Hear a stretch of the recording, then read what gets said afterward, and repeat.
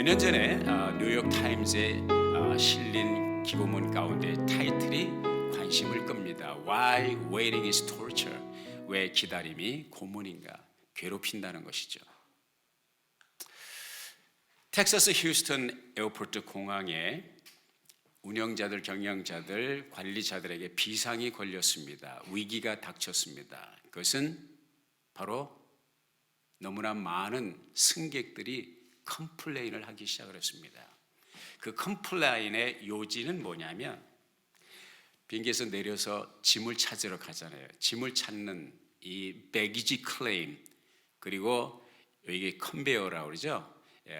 캐러셀이라고 미국 사람들 말하는데, 이 짐이 나오는 이 컨베이어에서 짐이 안 나오니까 기다리는데 너무 많은 시간이 드니까 부하가 나고 짜증이 나면서 이제 컴플레인이, 불만 접수가 폭증을 이루게 되는데, 이게 비상이 걸렸습니다. 그래서 이 문제를 해결하기 위해서 공항 당국은 비상의 조치를 하는데, 짐을 꾸리는 사람들, 짐을 나르는 사람들, 핸들하는 사람들을 대거 영입을 해서 시간을 많이 단축을 했습니다. 그래서 이 짐이 나오기를, 이 배기지 클레임에서 기다리는 시간이 8분대까지 줄었습니다. 이 8분대는 그 당시 미국 전체 평균에 비해서 상당히 짧아진 그런 시간입니다. 그런데 불만 접수가 줄어들지는 않습니다. 계속 컴플레인을 승객들이 합니다. 그래서 이제 이 executive 멤버들, 이 운영자들이 고심을 한 끝에 심도 있는 조사를 하기로 했습니다. 도대체 불만이 왜 생기느냐. 그래서 발견하게 된 것은, 비행기에서 내려서 이 배기지 클레임까지 가는데 1분이 걸리고, 그리고 이 배기지 클레임에서 자기 짐이 나오는 시간까지 기다린 시간이 8분이라는 사실을 알게 되었습니다. 이 8분을 기다리면서 사람들이 컴플레인을 이렇게 하는데, 희한한 것은 비행기에서 내려서 배기지 클레임까지, 짐을 찾는 곳까지 가는데 걸리는 시간에 대해서는 아무도 컴플레인을 하지 않는다는 것이었어요. 수고의 끝에 기발한 아이디어를 생각해냈습니다. 그것은 바로 배기지 클레임에서, 그러니까 비행기에서 내려서 배기지 클레임까지 가는 시간을 늘리기로 한 것입니다. 다시 말하면, 비행기에서 내리는 출구를 아주 먼 곳에다가 이렇게 48, 52, 52, 그래서 비행기 내리는 곳에서, 비행기를 타고 내린 곳에서 짐을 찾는 데까지 거리를 늘린 거예요. 한참 걸어요. 6배를 걷도록 그렇게 했습니다. 그러니까 총점으로 보면 전체 걸린 시간 9분은 변화가 없어요. 변동이 없어요. 그런데 희한한 것은, 그때부터 사람들이 컴플레인이 줄어들기 시작한 거예요. 아니, 컴플레인이 거의 제로에 가깝게 접근을 했습니다. 컴플레인이 줄어들 뿐만 아니라 이 사람들이 칭찬을 하기 시작합니다. 이 공항이 관리가 너무 잘 돼 있다. 그냥, 왜냐하면 가서 보면 한참 걷다 보니까 가면 이미 짐이 나와 있어. 또 짐이 안 나와 있어도 가자마자 조금 있다가 바로 나와. 야, 이 공항 너무 관리를 잘한다. 달라진 건 아무것도 없어요. 자기들이 더 걸은 것뿐이지. 거기서 발견하게 된 것은 뭐냐면, 사람들이 기다리는데 어떻게 기다리느냐, 그 기다리는 시간에 무엇을 하느냐가 사람의 불만과 만족의 척도를 가른다는 것을 발견하게 된 것입니다. 똑같이 9분을 기다렸는데 걸으면서 소요된 시간은 불만이 없었던 것입니다. 그래서 어떻게 기다리느냐, 이것이 행과 불행을 갈라놓는 요소가 됐다는 사실을 발견하게 된 것입니다. 사람들은 만족해하고, 사람들은 컴플리먼트, 칭찬을 하고, 공항에 대해서 좋은 찬사를 보내기 시작을 했습니다. 사랑하는 여러분, 인생이 무엇입니까? 기다림입니다. 인생은 기다림이에요. 쌀을 앉혀놓고 뜸이 들기를 기다려야 밥을 먹습니다. 아침에 출근한 남편 혹은 아내가 퇴근하기를 기다려야 만납니다. 학교에 등교한 자녀들이 돌아오기를 기다립니다. DMV에 가서도 기다리고 교통체증에서 참음으로 기다려야 자기 목적지에 도착을 합니다. 신호대기에서 기다립니다. 은행에 가서 기다립니다. 마켓에 가서 줄을 서서 기다립니다. 기다림 없이 되는 것이 거의 없어요. 아무리 햅쌀이 먹고 싶어도 그 긴 여름, 뜨거운 여름을 기다려야만, 가을을 기다려야만 햅쌀이 나옵니다. 아무리 직장 다니는 사람이 돈이 필요해도 한 달을 기다려야 월급이 나오고, 주급을 받는 사람 일주일을 기다려야 주급이 나옵니다. 연인은 결혼하기를 기다려야 되고, 결혼한 연인들은 아이를 갖기를 기다려야 되고, 아이를 가진 엄마는 9달을 기다려야 아기가 건강하게 태어나고, 아기가 나온 것으로 끝이 아니라 이 아기의 기저귀를 갈아주면서 우유 혹은 모유를 먹이면서 건강하게 성장하기를 기다립니다. 우리 삶의 모든 것은 기다림이라고 할 수가 있는 것이죠. 집을 살려면 계약서를 하고 에스크로가 클로즈 때까지, 성공적으로 클로즈 될 때까지 기다려야 집을 살 수가 있습니다. 병원에 와서 닥터를 만나 검진을 하면 검진 결과가 나올 때까지 기다려야 되고, 입원을 했으면 입원해서 퇴원할 때까지 기다려야 됩니다. 우리말 속담에 아무리 급해도 바늘 허리에 실 매서 못 쓴다, 그런 말이 있습니다. 아무리 급해도, 시간이 걸려도 바늘 귀에 실을 꿰어야 바느질을 할 수가 있다, 그런 말이 되겠습니다. 봄꽃이 아무리 보고 싶어도 겨울 나기를 기다려야 봄의 꽃을 볼 수가 있습니다. 인생은 무엇입니까? 기다림입니다. 기다림 없이 되는 것은 없습니다. 그러나 그 기다림을 어떻게 기다리느냐에 따라 우리의 삶의 행과 불행의 척도가 달라진다는 것이죠. 신앙생활이 뭡니까? 신앙이 뭐예요? 기다림입니다. 우리가 많은 것을 하지만 하나님과 우리의 관계에 있어서 우리의 기도가 응답될 때까지 기다리는 것, 그것이 바로 우리의 신앙생활이라고 할 수가 있습니다. 잘 믿는다는 건 뭐예요? 예수를 잘 믿는다는 건 뭐예요? 잘 기다린다는 것입니다. 진정한 신앙이라는 것은 무엇입니까?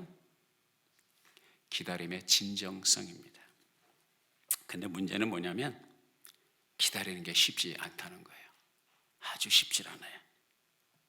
때로는 이 기다림에 우리는 지치고 힘들고 낙심하고 또 좌절하기도 합니다.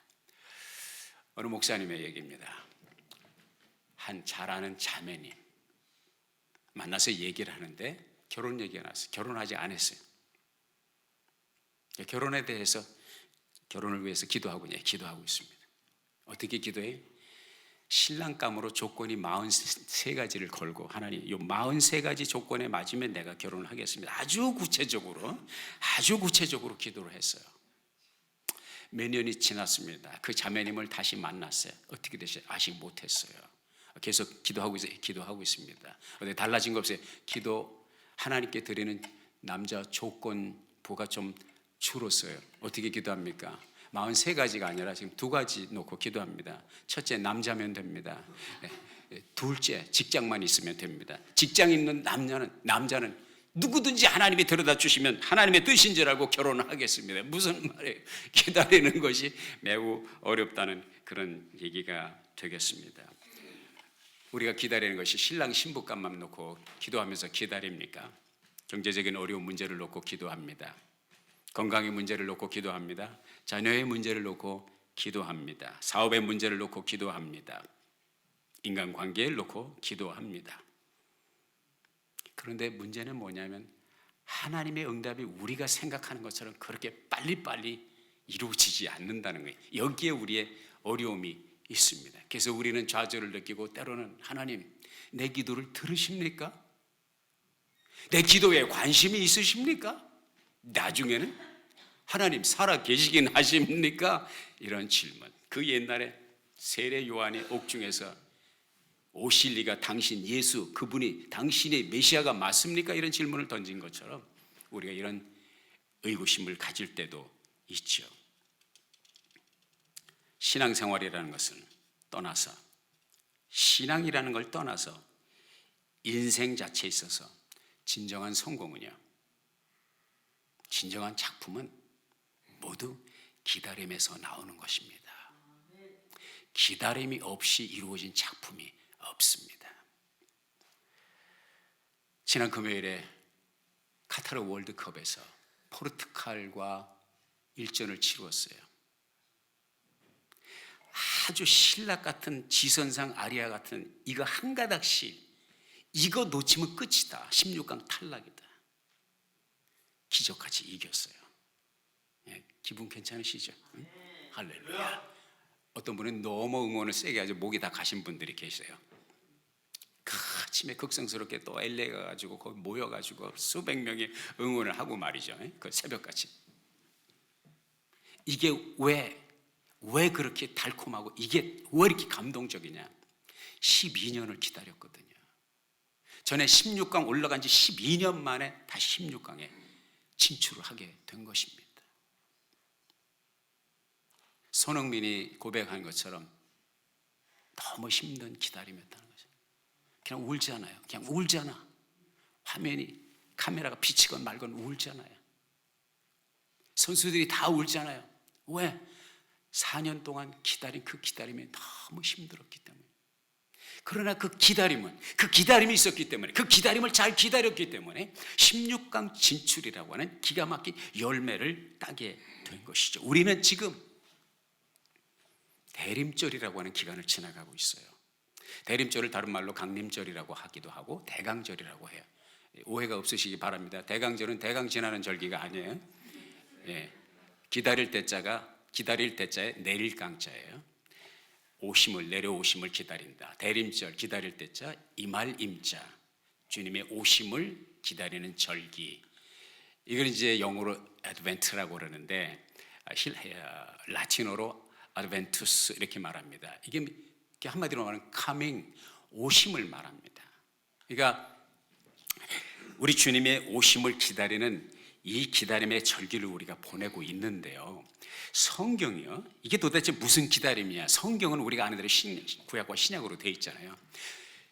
이게 이 구약과 신약은 다른 말이 아니에요. 약속이라는 거예요. 성경은 약속입니다. 누구의 약속? 하나님의 약속이. 구약은 옛 약속, 그래서 구약이고, 신약은 새 약속, 그래서 신약이라고 표현한 것입니다. 그럼 뭘 기다려? 무슨 약속이냐? 메시아에 대한 약속이에요. 구약의 약속은 메시아가 오실 것이, 구원주가 오실 것이라는 약속이고, 신약에 우리가 가지고 있는 약속은 주님이 다시 오실 재림에 대한 약속이거든요. 지금 우리 본문 말씀에 기록되어 있는 것은 배경으로 보면 구약의 약속, 하나님이 구약에 주신 메시아가 오실 것이라고 하는 약속이거든요. 그 약속을 기다리는 기다림을 배경으로 한 말씀의 본문 말씀이에요. 그러면 우리 하나님께서 언제 그런 약속을 주셨느냐? 여러분 놀라지 마십시오. 하나님이 메시아를 보내시겠다고 하는 약속은 창세기 에덴 동산에서 이미 시작이 되었습니다. 3장 15절에 이렇게 말씀하고 있어요. 같이 한번 읽어볼까요? 시작. 내가 너로 여자와 원수가 되게 하고 너의 후손도 여자의 후손과 원수가 되게 하리니 여자의 후손은 내 머리를 상하게 할 것이요 너는 그의 발꿈치를 상하게 할 것이니라 하시고 말씀하고 있습니다. 이게 왜 메시아의 출현의 약속이냐? 예수님은 여자의 후손으로 오셨어요. 그리고 우리 조상 아담과 하와를 넘어지게 한 장본인은 바로 뱀을 통해서, 옛뱀 마귀 통해서 에덴 동산에서 쫓겨날 수밖에 없는 비극적인 운명이 만들어졌는데, 메시아가 오시면 여자의 후손, 남자를 알지 못하는 여자 마리아의 몸에서 잉태할 예수 그리스도를 말씀하고 있고, 그가 내 머리를 상하게 할 것, 누구를 향해? 뱀을 가리킵니다. 마귀를 향해서. 우리 구주 메시아 예수 그리스도께서 부활의 역사, 십자가의 사건과 부활의 역사를 통해서 마귀의 머리를 상하게 완전히 섬멸할 것을 말씀하고 있습니다. 너는 그의 발꿈치를 상하게 할 것이라. 누가? 마귀가 예수 그리스도의 발꿈치 손과 발에 못 박히신 것을 말씀하고 있습니다. 성경은 이미 오래전에 우리 인간이 타락할 때부터 우리 하나님께서는 살 길을 가르쳐 주시고 예비하시고 오실 것을 약속해 주셨다는 것이죠. 사람들은 너무너무 긴 세월 속에서 다 잊어버렸습니다. 너무나 오랜 세월을 기다리다 보니까 하나님의 약속 자체도 상실해 버렸습니다. 그런데 갈라디아서 4장 4절에 이렇게 말씀하고 있습니다. 갈라디아서는 신약 말씀이죠. 같이 읽어볼까요? 시작. 때가 참에 하나님이 그 아들을 보내사 여자에게서 나게 하시고. 창세기 3장 15절에서 여자의 후손이라고 그랬죠. 여기 보니까 여자에게서 나셨다, 마리아에게서 나셨다. 아직 남자를 모르는 여자에게서, 그러니까 예수님은 여자의 후손으로 오신 것을 보게 됩니다. 이 말씀 속에서요, 우리가 발견하는 결론은 무엇이냐? 첫째, 하나님은 약속을 지키시는 분이라고 하는 사실인 것입니다. 여러분과 저희들이 기도하고 신앙생활하고 많은 어려운 정말 지루한 기다림 속에서 반드시 기억해야 될 것은 우리 하나님은 약속을 반드시 지키시는 분이라는 사실을 기억하셔야 돼요. 나는 하나님의 말씀에서 이것을 배웠고, 그리고 나의 삶에서 약속을 지키시는 하나님을 무수히 경험했습니다. 나는 증언할 수 있습니다.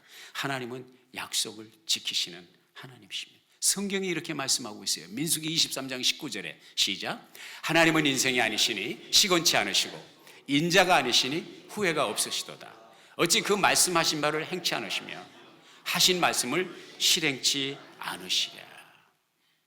사람은 약속을 하고 잊어버려요. 저도 건망증이 있어서 약속을 해놓고 까마득하게 잊어버리고 그랬었나요? 너무 죄송합니다. 까마득하게 잊어버려요. 하나님은 잊어버리시는 분이 아닙니다. 왜? 이사야 선지자가 다시 이렇게 확언해 주고 있어요. 49장 15절에서 시작. 여인이 어찌 그 젖먹는 자식을 잊겠으며 자기 태에서 난 아들을 긍휼히 여기지 않겠느냐. 그들은 혹시 잊을지라도 나는 너를 잊지 아니할 것이라 하나님께서 말씀하셨습니다. 이것이 기다림을 기다리는 신앙생활, 고된 신앙생활 속에서 우리가 챙겨고 갈 우리의 힘, 우리의 삶의 원동력이 되는 하나님의 약속입니다. 우리 하나님은 약속을 반드시 지키십니다. 두 번째, 하나님의 때는 사람의 때와 다르다는 것입니다. 우리가 기다림을 잘 기다리기 위해서, 우리의 신앙생활 속에서 기다림을 성공적으로 기다리기 위해서 반드시 기억해야 될 것은 하나님의 때와 우리의 때가, 나의 때와 여러분의 때가 다르다는 것입니다.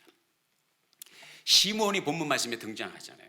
성전에서 주님을 만나잖아요. 이 때가 어느 때냐면 메시아 약속에 대한 그 꿈은 사라진 지 오래고, 모든 사람이 언제 하나님이 그런 약속을 하셨느냐 까마득하게 잊혀진 약속의 시대를 살아가고 있는 사람들이었습니다. 그러나 시므온은 그 하나님의 약속을 마음에 새겨두고 살았다고 하는 사실인 것입니다. 우리가 하나님의 때를 참 이해하기도 힘들고 기다리기가 힘든 것은 뭐냐면 하나님의 타이밍과 우리의 타이밍이 달라요. 우리가 보통 느끼고 살아가는 타임이라고는 시간이라고 하는 하루 24시간, 1년 365일, 1시간을 60으로 쪼개서 1분이 되고 1분을 60으로 쪼개서 1초가 되고 1초를 10억분의 1로 쪼개서 네노세컨드의 시대를 살아가고 있습니다. 우린 이것을 계산하며 삽니다. 하나님의 타임은 전혀 달라요. 놀라운 것은 우리가 시간이라고 하는 것은 무한대로 쪼개고 무한대로 늘릴 수 있을 것으로 생각하지만 20세기의 물리학자들이 발견한 것은 시간은 우주를 형성하고 있는 physical property, 물리적인 자산이라는 거예요. 이게 다 물리적인 자산이 물질이잖아요. 시간도 물질이라는 것입니다. 그거를 20세기의 과학자들이 발견해 냈습니다. 10의 43승분의 1로 쪼개면 10의 43승분의 1초로 나누면 더 이상 시간은 쪼개지지 않는 physical property. 그걸 갖다가 헬라어로 크로노스라고 합니다. 같이 해볼까요? 크로노스. 물리적인 시간입니다. 우리는 여기에 매여서 살고 이것을 항상 카운트하면서 하나님 앞에 기도하고도 하나님이 몇 시에 며칠 날 몇 년도에 응답하실 것을 생각하십니다. 그러나 하나님은 이 physical property 시간이라고 하는 차원 밖에 계신 분이에요. He's beyond, transcending. 하나님의 시간은 카이로스의 시간입니다. 카이로스의 시간을 우리는 섭리적인 시간이라고 합니다. 무슨 얘기냐면 하나님은 물리적인 시간을 가지고 역사하시는 것이 아니라 카이로스, 하나님의 뜻과 하나님의 섭리와 하나님의 dispensation, 하나님의 providence, 하나님의 계획을 따라 시간표를 정하신다. 그렇기 때문에 물리적인 시간에 노예처럼 살아가는 우리가 하나님의 섭리적인 시간을 이해하지 못하기 때문에 항상 더디고 항상 타이밍이 안 맞고 항상 하나님 해도 너무하십니다. 우리가 컴플레인하는 이유가 바로 거기에 있다고 하는 사실인 것입니다. 그래서 베드로 사도는 이렇게 말했죠. 같이 읽어볼까요? 3장 8절에 시작. 사랑하는 자들아, 주께는 하루가 천년 같고 천년이 하루 같은 이 한 가지를 잊지 말라 말씀하고 있습니다. 이것을 잘 알았던 하나님의 계시의 영으로 깨닫게 된 이사야 선지자가 이렇게 말을 하죠. 그냥 제가 읽을게요. 이사야 55장 8절 9절에 보면 여호와의 말씀에 내 생각은 너희 생각과 다르며 내 길은 너희 길과 달라서 하늘이 땅보다 높음같이 내 길은 너희 길보다 높으며 내 생각은 너희 생각보다 높으니라. 하나님께서 그렇게 말씀하셨습니다. 그렇습니다. 우리의 삶에서도 경험되는 것입니다. 닥터 프레드 펜이라고 하는 분이 있어요. 목회학 박사 프레드 펜이 박사님의 간증입니다. 이분이 2000년도부터 우크라이나를 방문하기 시작을 했어요. 그리고 우크라이나에 가서 그 중앙에 우크라이나 위에 보면 키브라고 하는 것이 있죠. 그 빨간 표시. 그리고 왼쪽으로 쭉 가면 폴란드 옆에 르비브라고 하는 것이 있어요. 근데 한국 사람은 조금 다르게 발음을 하는데 이 양쪽을 방문을 하면서 사역자 훈련 기관원들과 연결하고자 하는 그런 목적을 가지고 방문을 했어요.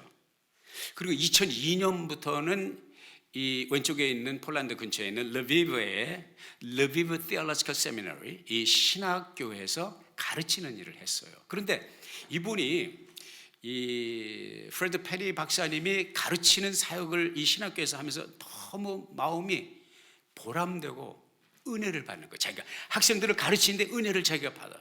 그 학생들이 그 복음에 대한 열정과 그 말씀을 스펀지가 빨아들이듯이 자기의 가르치는 그 렉처에 귀를 기울이는 학생들이 너무 좋은 거예요. 거기서 자기는 에너지를 얻는 거예요.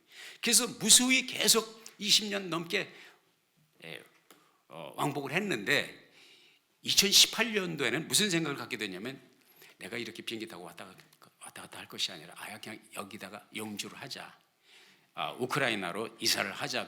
그래서 풀타임으로 신학교에서 섬기고자 하는 그런 비전과 꿈을 가지고 나름대로 기도하며 이제 자기 아내와 함께 가족들과 함께 우크라이나를 영주하기 위해서 신청서를 냈습니다.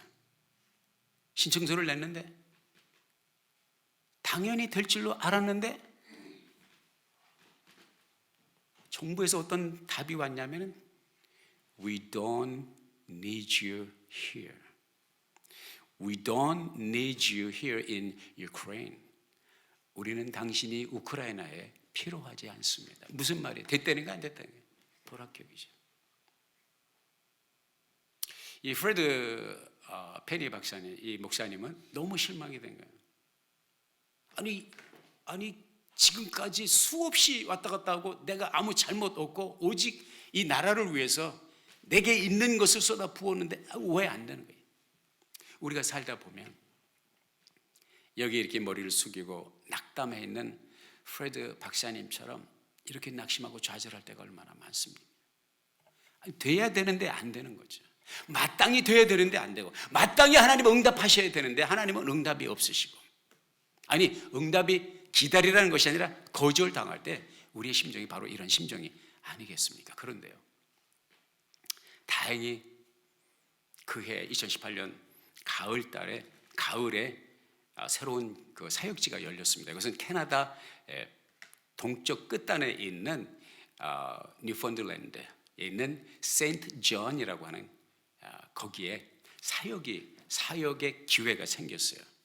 거기서 이제 나름대로 마음은 우크라이나에 있지만 하나님께서 주신 사역이니까 열심히 나름대로 사역을 하게 됩니다. 그때는 몰랐어요. 거기서 열심히 사역을 하고 사역을 키워가고 있는데 금년도 2022년도에 전쟁이 발발합니다. 여기 보면은 가운데 이제 키이브 왼쪽에 있는 르비브에 거기 폭격이 날아오고 있죠. 이제 깨달은 거예요. 왜 하나님이 막으셨는지 2018년에 왜 영주하기 위해서 애플리케이션을 냈을 때 거절되었는지 깨닫게 된 거예요. 뿐만 아니라요, 이분이 여기 세인트 존스 뉴펀들랜드의 이 아름다운 곳에서 사역을 하면서 전쟁이 발발하니까 우크라이나에서 많은 사람들이 대거 이 동네로 이주를 하는 거예요. 난민이 몰려드는 거예요. 그런데 그 난민 가운데 누가 있었냐면 여기에 온 사람들 가운데 자기가 우크라이나에서 신학교에서 가르쳤던 학생 둘이 왔어요. 결혼을 해가지고 세 자녀를 뒀습니다. 그들과 함께 우크라이나 난민들을 섬기기 위한 사역을 본격적으로 시작을 하게 된 거예요. 정말로 탁월한 하나님의 계획, 하나님의 마스터 플랜. 잠깐 후에 이루어질 일을 모르던 자기는 하나님께 컴플레인, 좌절과 절망을 느꼈지만, 낙담을 느꼈지만 하나님은 이런 원대한 꿈과 계획을 가지고 계셨던 것입니다. 할렐루야, 하나님께 영광을 돌리는 거예요. 참 믿음이 무엇입니까? 하나님의 때를 기다리는 것입니다. 우리가요, 이거 한 가지는 제가 나누고 가고 싶어요. 우리가 기도하잖아요. 그럼 대부분이 기도하는 동안에는 하나님의 약속을 별로 누리지를 못해요. 제가 며칠 전에 묵상하면서 뭘 깨닫게 됐냐면, 노아가 방주를 짓고 거기서 구원을 받았어요. 노아가 방주를 짓는 것과 방주 안에 들어가는 건 다르다. 많은 사람들이 방주를 짓기 위해서는 심혈을 기울이고 피땀을 흘리지만 방주에 들어가지 않고 방주 밖에서 비를 맞고 있는 그런 모습을 제가 보게 됩니다. 무슨 얘기냐면,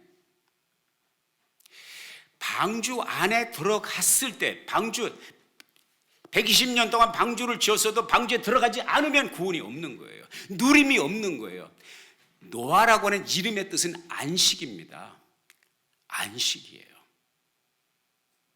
노아가 방주에 들어가서 비로소 안식을 누렸고, 노아가 방주에 들어갔을 때에 환경은 바뀌어진 게 없어요. 달라진 것도 없어요. 여전히 비가 왔고 밤낮으로 비가, 하늘이 뚫리고 땅이 뚫리고 세상을 다 덮을 그 물이 콸콸 쏟아지고 쏟아지는데 달라진 것 아무것도 없어요. 그러나 노아와 그의 가족들이 방주에 들어갔을 때에 세상은 달라진 것이 없지만은 그 악천후가 세상을 심판하는 그 물이 노아와 그 식구들을 타치할 수가 없어요.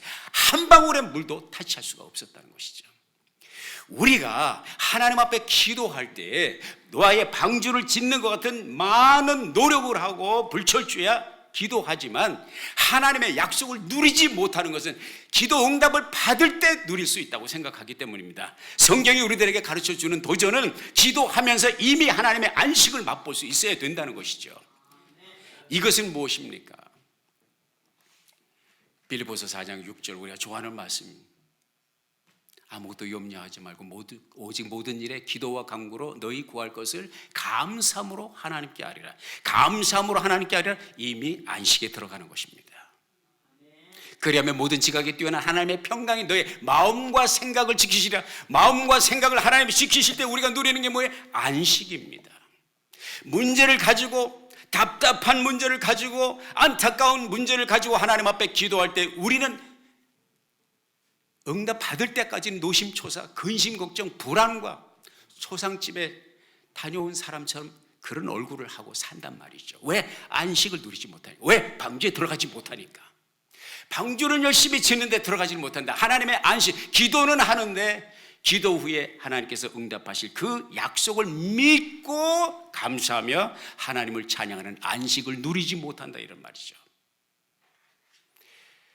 베드로전서 5장 7절에 보면 베드로 사도가 그런 말을 합니다. 너희 염려를 다 주께 맡겨버리라. 그냥 주께 던져버리라는 거예요. 이는 그가 너희를 권고하심이니라. 권고하신다는 거예요. Take care. Take care. 잘 알아서 하나님이 역사하신다는 거예요. 이것을 믿는 믿음으로 기다리는 그 기다림이 안식이고, 이 기다림이 진짜 믿음이라는 것이죠. 아브라함이 우리에게 보여준 도전의 기다림은 바로 이 기다림입니다. 100세의 아들 올 때까지 다 포기, 남들 같으면 다 포기하지만 아브라함은 100세까지 기다려. 그리고 그 약속을 받아 누리죠. 오늘 본문 말씀의 핵심적인 메시지가 뭐예요? 누가복음 2장 25절 다 같이 한번 읽어볼까요? 시작. 예루살렘에 시몬이라 하는 사람이 있으니 이 사람이 의롭고 경건하여 이스라엘의 의로를 기다리는 자라. 주님, 이제 주님께서는 주님의 말씀을 따라 이 종을 세상에서 평안히 떠나게 해 주십니다. 내 눈이 주님의 구원을 보았습니다. 아멘.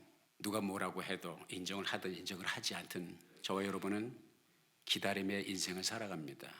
저와 여러분의 구가하는 신앙생활은 기다림입니다. 기다림은 선택 과목이 아닙니다. 필수 과목이고 모두가 이 과목을 수강해야 합니다. 그러나 구분을 기다리는 휴스턴 공항의 승객처럼 컨베이어 벨트가 돌아가는, 그러니까 8분 동안 우두커니 서서 기다리면서 온갖 컴플레인을 쏟아냈던 그 삶처럼 우리는 하나님의 때를 기다리면서 그렇게 원망 불평하면서 기다림을 기다릴 수가 있고요. 걸어가는 거리를 늘리고 기다림의 시간은 바뀌지 않았는데 걸어가면서 뭔가를 하면서 그 시간을 보낼 때 9분이라고 하는 시간은 천지 차이로 단축된 것처럼, 그렇게 느꼈던 것처럼 우리는 하나님의 때를 기다리면서 행복한 기다림, 감사의 기다림, 찬양하는 기다림, 하나님께 영광 돌리는 기다림, 승리의 기다림이 될 때 저와 여러분은 기다림의 승자가 될 줄로 믿습니다. 경기로 말하면 인생은 기다림의 경기입니다. 게임으로 말하면 인생은, 신앙생활은 기다림의 게임입니다. 이 게임과 이 경기에 승리하는 여러분 모두가 되기를 주의 이름으로 축복합니다. 기도하겠습니다. 아버지 하나님, 주신 말씀 하루 새기고요, 기다림에 승리하여 행복자로 주께 영광 돌리는 우리 모두 되게 해주세요. 예수님의 이름으로 기도했습니다. 아멘.